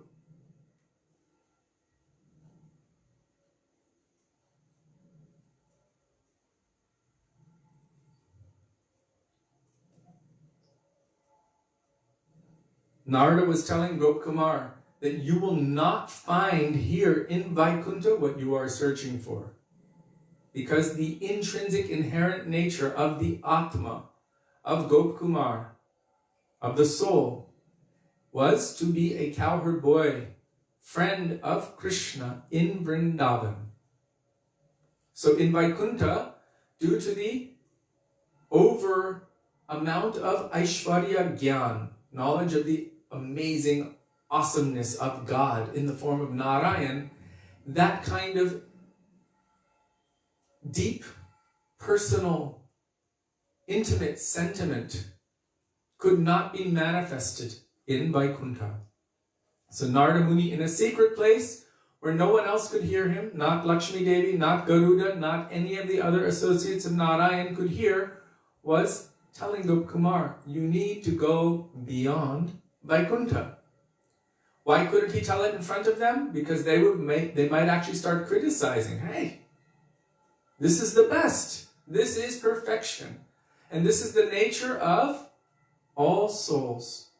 They have their own intrinsic, individual relationship with Krishna or with Bhagavan.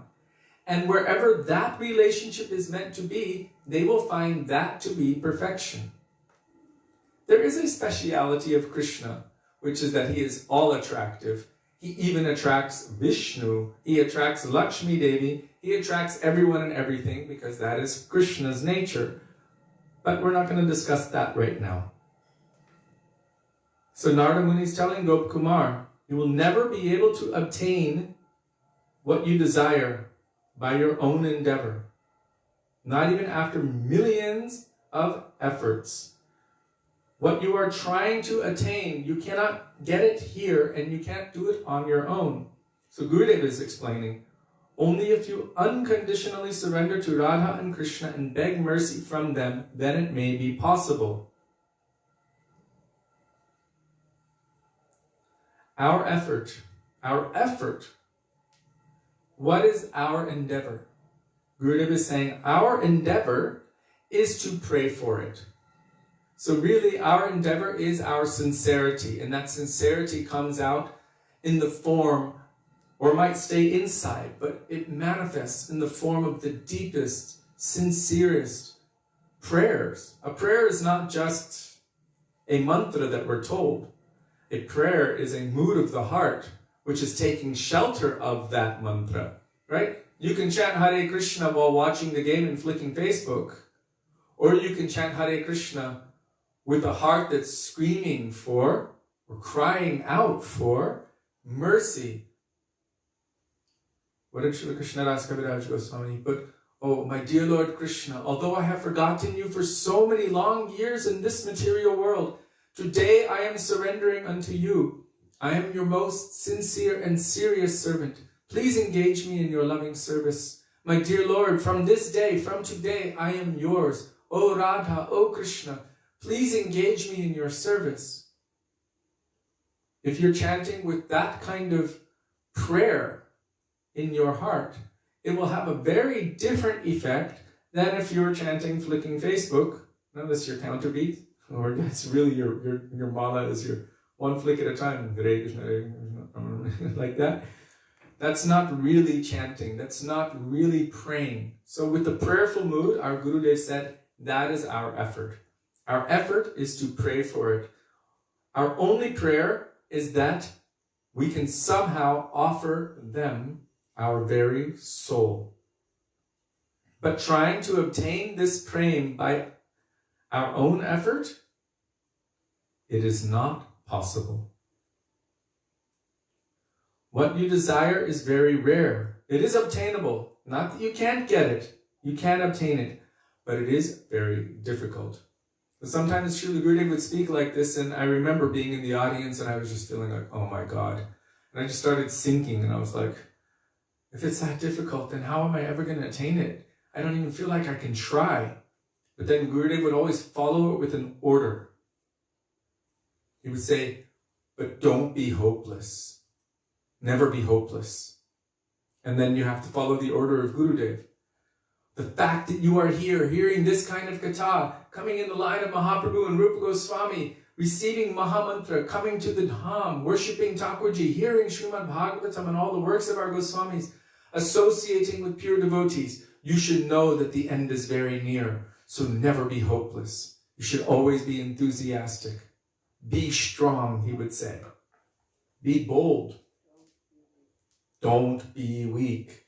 So then the order of Guru comes and it creates inspiration. Even if it takes 60,000 years, continue. So then this verse from Brihad Bhagavatamrita is being given 2:4-2:33. Kadachideva kasmaichit tarekarta sprahavate taddadyad bhagavan bhaktim lokabhahyaya dhimate. If someone desires the prem of Braj, then only if real spiritual greed has somehow or other arisen within them will they be able to attain it. So there's a root qualification for the awakening of Braja Prem. Krishna bhakti rasa bhavitamati kriyatam jadikutopi labhyate tatra lolyam apimulyam ekalam janma koti shukratayana labhyate. Millions of births of doing all kinds of good activities in this world, like building hospitals and feeding the poor and giving donations this way and that way. Millions of lifetimes of this cannot give one the qualification for Krishna Bhakti Ras. The root qualification for the awakening of Krishna Bhakti Ras, which is divine transcendental service of Krishna, the root qualification for the awakening of that is the intense, greedy desire to have it. It says, Tatra lolyam apimulyam ekalam. Tatra lolyam means that greed. That intense desire, that unshakable need. Tatra lolyam api mulyam ekalam. Ekalam means only and mulyam means root. So the only or the root cause of this Krishna Bhakti Rasa manifesting in one's heart is that intense, greedy desire to have it. And Srila Prabhupada adds, wherever one can purchase it, they must purchase it without delay. So how can I get that? Where can I get it? That should be the question. Then we can understand, oh, what is the root cause of the awakening of bhakti? Krishna Bhakti Janma Mool. Again, the word mool. Root is given. Hoy sadhu sangha. In the association of Krishna's pure devotees, this greed will awaken. And that greed is the requirement to propel us on the path of spontaneous need, spontaneous loving devotion, which will pull us, as our Srila Prabhupada said, if a young man sees a beautiful young woman, or a beautiful young woman sees a beautiful young man, does anyone need to tell them about how their heart should react, or does it just react naturally and automatically? So, in the association of those pure devotees, as they are speaking about Krishna's names, forms, qualities, and pastimes with so much intense rag, transcendental greed, transcendental ecstasy, and so much taste and attachment, being in that association, that will awaken in our hearts naturally toward Krishna. Without this greed, it will never be possible. When a person really wants something, then by bribery, by thievery, by trickery, by fighting, by any means, they will try to get it. In English, there's a phrase, by hook or by crook. It means anyhow. By any means, they will try for it. By any means, they will try to get it. And this greed is the root cause of prema bhakti. So, generally when we hear the word greed, it's considered one of the, the 7 deadly sins or something like that. it's considered a sinful thing.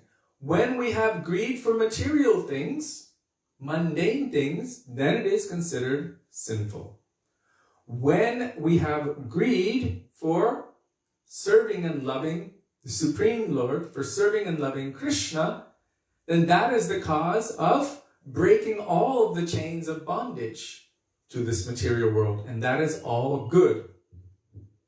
So, when applied to the material world, it is unfavorable and detrimental for bhakti. The second verse of Upadeshamrita tells us, and it's telling us what are the 6 things which are actually unfavorable or detrimental for bhakti. That is Nectar of Instruction, verse 2. Atyahara prayashascha prajalpo niyamagraha janasangascha lolyam cha. Janasangascha lolyam cha. Lolyam means greed. So this word lolyam is also used in the verse Tatra lolyam api mulyam ekalam. The same word lolyam. When one is applied to the mundane, it is detrimental to bhakti. Shadbhir bhaktir vinashyati. It is destructive to our movement, forward movement on the path of bhakti. But when applied to Krishna, it is the root requirement for the development and the awakening of Krishna prema, transcendental love for Krishna. So greed itself is not bad. It is how it is applied. In the same way that the word association is not bad, it's how it's applied. If association is applied to the mundane, to non-devotees, atheists, antagonists, those who are against bhakti, if our association is applied that way, then the association becomes unfavorable. If the association is applied to sadhus, to devotees of Krishna, then that association becomes favorable. If greed is applied to the material world, then it is detrimental. If greed is applied to Krishna and Krishna bhakti, then it is absolutely essential. And this was one of the main topics of discussion of our Srila Gurudev, Srila Bhaktivedanta, Narayan Goswami Maharaj, that one should develop this transcendental greed. And how can one have greed? You need to have a goal. How can you have greed if you have no desire, no goal? What is my goal? If there's no goal, then there won't be any greed to attain it. So he wanted to establish that goal, that aim and object, very, very specifically and very strongly establishing what is your aim and object, what is your goal. Now let me increase your desire to attain that goal. How? By speaking about Krishna's names, forms, qualities, and pastimes, his associates, his relationships with his devotees. By all of that, somehow or other, this mood of intense longing which can never be satiated.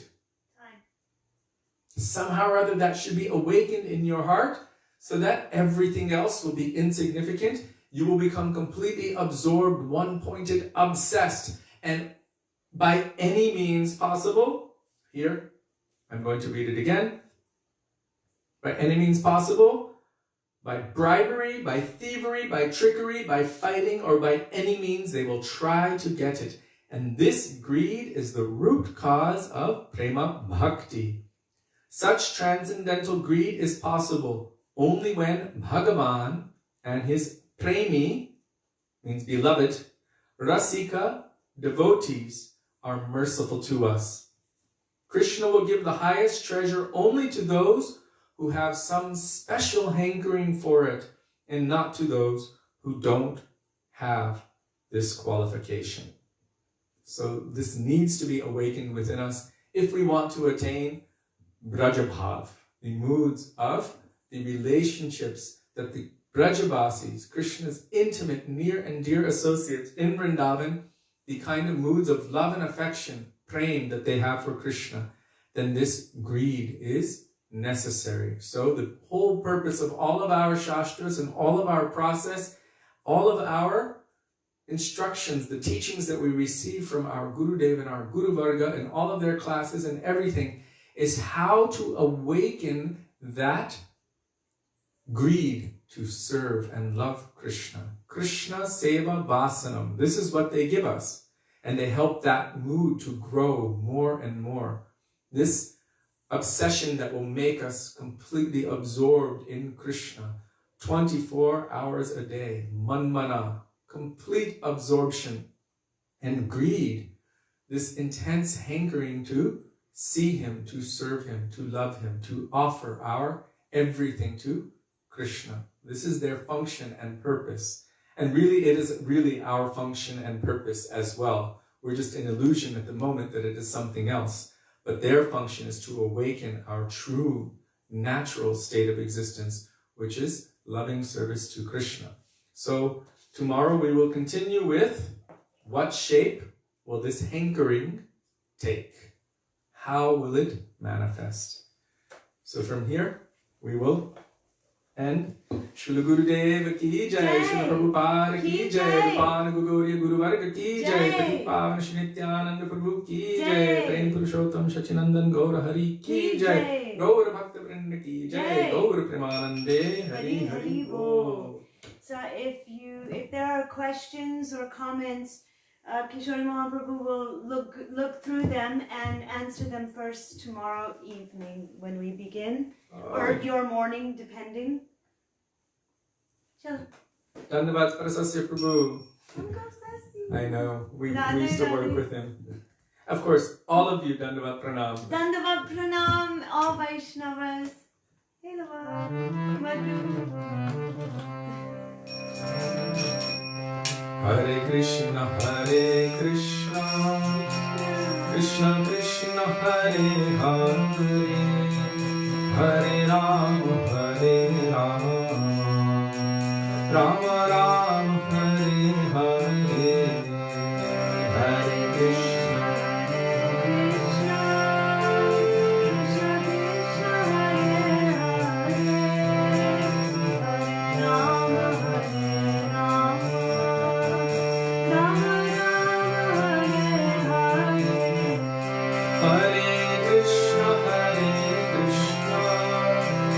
Krishna Krishna, Hare Hare, Hare Rama, Hare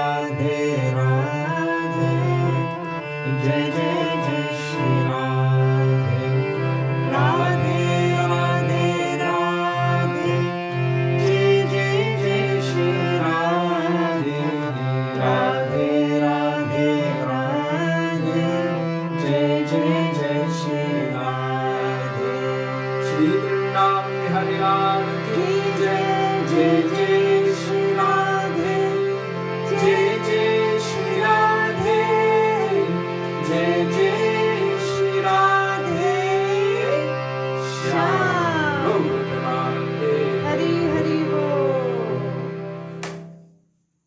So thank you all so much for being with us today and giving us the opportunity to remember and reflect upon the beautiful teachings of our Gurudev and Guru Varga, and also especially for engaging us in our Guru Seva, for which we are indebted. We look forward to being with all of you tomorrow. So we are offering you our Dandavat Pranam. Dandavat Pranam, Hare dear Krishna, devotees. Radhe Radhe, Radhe Dandavat Radhe. Pranam. Dandavat Pranam. Radha Vinabhihari Ju ki Jai. Jai, Shachinandana Gaur Hari ki Jai. Jai. Thank you so much. Radhe Radhe. Radhe Radhe.